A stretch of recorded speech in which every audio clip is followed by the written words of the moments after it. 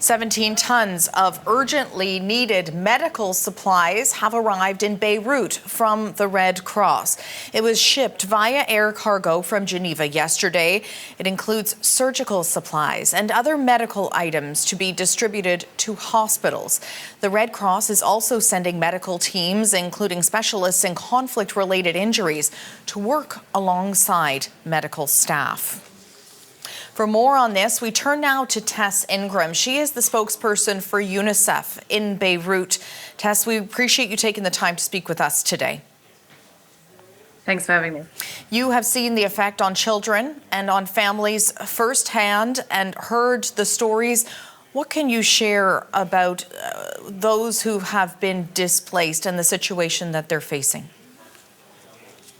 The depth of displacement is really big here in Lebanon at the moment. We're talking about 1.2 million people, which is about a fifth of the population of Lebanon, reportedly displaced, according to the government.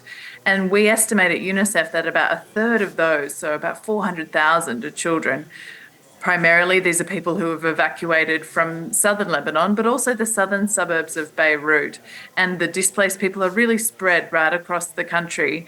But the consistent thing about the displaced people that I have met and the teams here have met is that they have almost nothing. People I spoke to told me that they left with only what they were wearing. And one mother said to me, the lucky ones were the ones who had a change of clothes. And I think the trauma that many people have experienced, particularly in the last 2 weeks, is immense. When you talk about the need, what is the greatest need? What do people there need the most right now in tending to the children? You can imagine that if you've left your home in the middle of the night because there's bombs falling around you, pull your children out of bed. You need everything now. And so that's what UNICEF is providing. We're bringing mattresses and blankets to shelters, along with hygiene kits, which include basic hygiene supplies like soap, shampoo. They're among the most in demand at the moment. We're also bringing recreational kits so children have soccer balls and things to play with in these shelters, because most of the shelters are schools.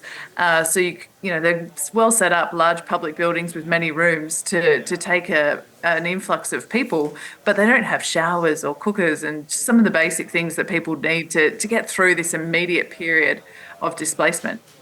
You know, as you're speaking, we're looking at pictures of some of the devastation that has been caused by these airstrikes. There has been, we can tell from these pictures, but also from the reports that we're getting, extensive damage to civilian infrastructure this week. We're hearing about things like water systems being damaged, things like that. How is this complicating your efforts there? Yeah, it's a really good question. We know that at least 25 water systems, especially in the south, have been damaged. WHO has confirmed damage to hospitals and other health infrastructure. So we are very concerned about the toll on civilian infrastructure. One, because often those buildings house civilians, and so that's very dangerous for people. But also because the essential services in Lebanon were already on life support. The country has gone through a really difficult 5 years of economic crisis. So any sort of impact on essential services here is going to be almost detrimental. People cannot afford to lose access to healthcare and water and schools. As you watch this conflict continue to spread and then, push further into Lebanon, we're hearing about strikes into northern Lebanon today, people being displaced several times over now. What are your concerns about what this may mean for the amount of need that you're going to be seeing and the access to people in need?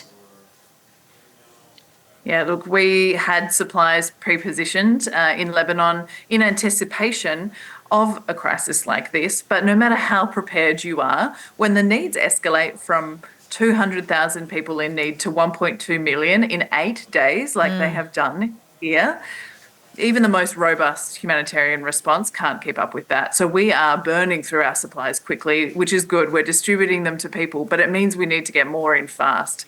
So, for example, we've already almost distributed 100 metric tons of medical supplies, and we've got another 50 metric tons coming in this weekend. So that gives you a sense of the scale of the needs. And so UNICEF really needs more funding. We're appealing to the international community for $105 million to try and keep that aid coming in. And we need supply routes to remain open because, of course, a lot of airlines have cancelled flights into Lebanon, and that makes bringing that life-saving aid in quite tricky. Tess Ingram, we appreciate your work there, and we appreciate you taking the time away from it to speak with us today. Thanks a lot. That's Tess Ingram with UNICEF in Beirut.